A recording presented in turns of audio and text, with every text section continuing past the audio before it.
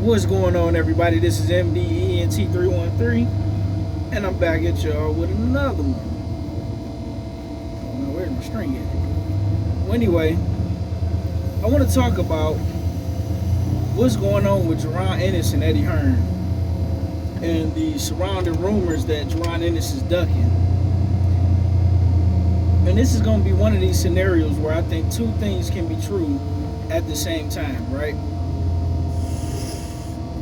Now, Virgil Ortiz, as we know, came out and said that Jarron is ducking, and then when that story broke, Jarron Ennis said that he had no knowledge of, that being negotiated. So Eddie Hearn was negotiating that fight on Jarron Ennis' behalf without Jarron Ennis' knowledge to what was going on with the situation, right? And Jarron Ennis said that he's been making it clear to everybody that he want to stay at 147 and unify the titles, right? Now, in my humble opinion, I understand where he's coming from, but how traditional boxing works, a lot of these promoters, even if the fighters want the fights, a lot of the promoters, unless they know for 100% guarantee or at least believe that their fighter has the upper hand on another fighter, they tend to not want to make those fights, right? So recently, Manny Stanionis came out and pretty much said that he didn't receive an offer from Jarron Ennis, which is the WBA champion at welterweight, I believe, because Jarron Ennis is the IBF champion, right? Right after that, you have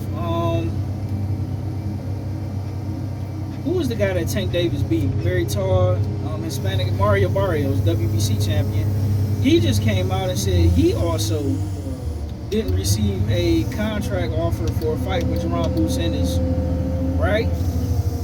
Teofimo Lopez, who isn't fighting at 147, who's pretty much a 140 fighter, said that he want to move up and fight Jarron Ennis, which outside of Virgil Ortiz, that would be his biggest name fight.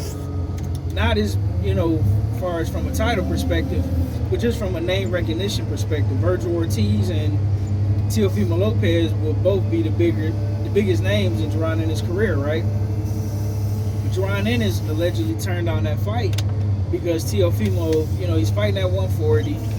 He believes he won't get any credit. In addition to that, he's not a champion at 47. And Jarron Ennis' whole purpose for not taking the Virgil Ortiz fight is to unify the titles at 47. So he pretty much, not fighting Teo. Then, prior to all this happening, even before the Virgil Ortiz situation, Brian Norman Jr. came out and accused Jarron Ennis of ducking him. And we know that Eddie Hearn didn't want to pay, because when you got a fighter like Jarron Ennis, who is immensely talented, but he don't bring a lot of money to the table at the current juncture, a lot of fighters don't want to fight him because they just about know that they're going to lose and they're not going to get a huge payday for doing so. But sometimes you'll get a fighter every once in a while you'll get a fighter who's willing to take the risk because he himself understands that if he can win that fight, it will boost him up significantly, especially if he don't seem to be as good of a fighter as the guy that's being dubbed. So it's pretty much like, yeah, you're not going to get a huge payday for that fight, but if you can somehow win that fight, it can lead you in a direction of winning getting a good payday. And that's what Brian Norman Jr. was attempting to do when he was calling out Jarron Ennis, right? But unfortunately, Eddie Hearn didn't want to pay Brian Norman Jr., who was another champion at 147. So that fight didn't happen. So everybody's looking at Jarron Ennis like, look, we know you're not going to be able to fight the PBC fighters because Al Heyman is not going to allow that. Bob Arum don't mind, when it comes to his fighters, because usually when Bob Arum is attempting to make these fights, he understands that it's a good chance that his fighters can win, right? Now, Eddie Hearn wants Jarron Ennis to fight at 154 because he believes he can make the most money with Jarron Ennis at 54 because a lot of the bigger name fighters are currently residing at 54. You're talking about Earl Spence. You're talking about the guy who beat Earl Spence and Terrence Crawford. You're talking about a Sebastian Fundora. You're talking about a guy who put up a good fight against Terrence Crawford, and the last guy Terrence Crawford fought.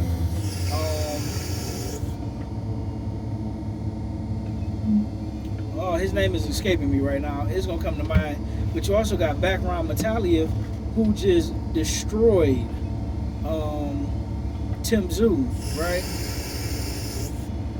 So there's plenty of fights to be made. You got Jermell Charlo said that he's coming back to 54.